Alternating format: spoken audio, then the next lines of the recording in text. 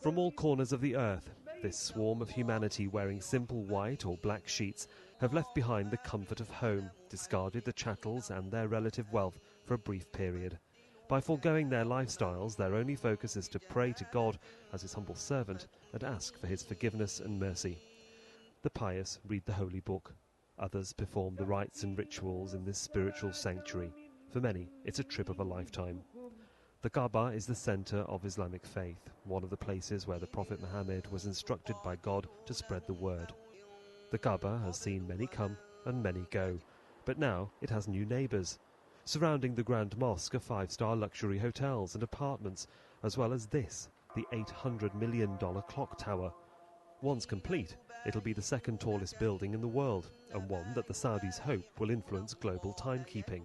Within the complex labyrinth of hotels and corridors is this, a shopper's paradise, a paradox of the very material items people crave to have at a time when Muslims are expected to forgo life's luxuries and pleasures. Nothing can stop the reason for why millions have gathered here in Mecca for the Hajj pilgrimage, not even consumerism. But this is the modern 21st century, and like any devout faith that millions follow, few can ignore the need to buy consumer items, regardless of the location. Sahil Rahman, Al Jazeera, Mecca. What kind of new measures, if any, have the Saudi authorities undertaken to try to make sure that this year there won't be the kinds of incidents of stampede that have happened in the past? Yes, it has to be said that the mood of the people here, the pilgrims, has been very upbeat, and the Saudi authorities have done everything they possibly can, it seems, certainly from what we're seeing here, to make sure that there are no accidents or tragedies that have befallen the Hajj pilgrimage before, whether it was stampedes or asphyxiation or even tent fires. They've done a very credible job this year. 50,000 security personnel on the streets, military helicopters, 24 hours a day.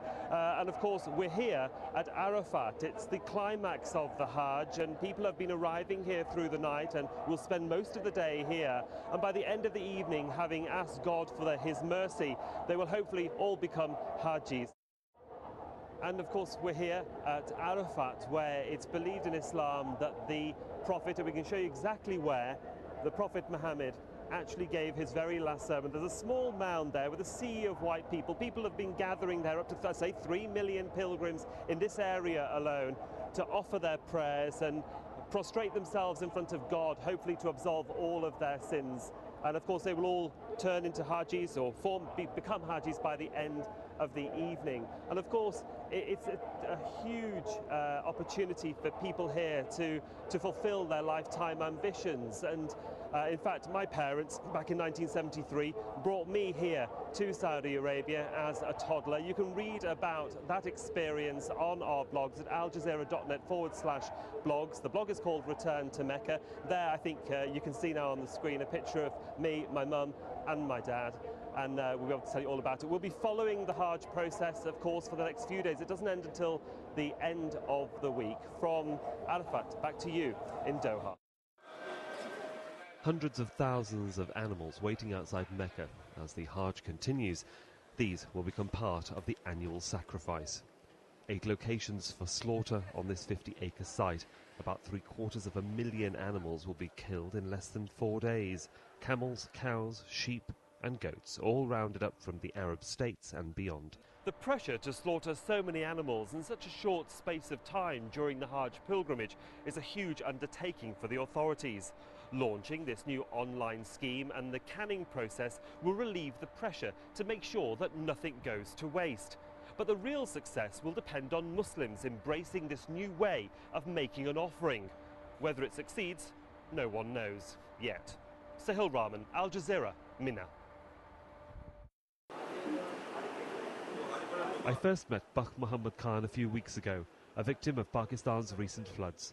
Having committed himself to Hajj, he entrusted the Pakistani government to honour its promise to look after him and 80,000 of his countrymen travelling to Mecca. This is what he's been given: a hotel 6 kilometres from the Grand Mosque, a shared room in this shabby building. There are several buildings similar to these that are run by the Pakistani government, and on average they accommodate up to 400 people, and each has the same story to tell, that they're very happy to be in Mecca, but very saddened by the way that they've been treated by their own authorities on the pilgrimage of a lifetime. Sahil Rahman, Al Jazeera, Mecca.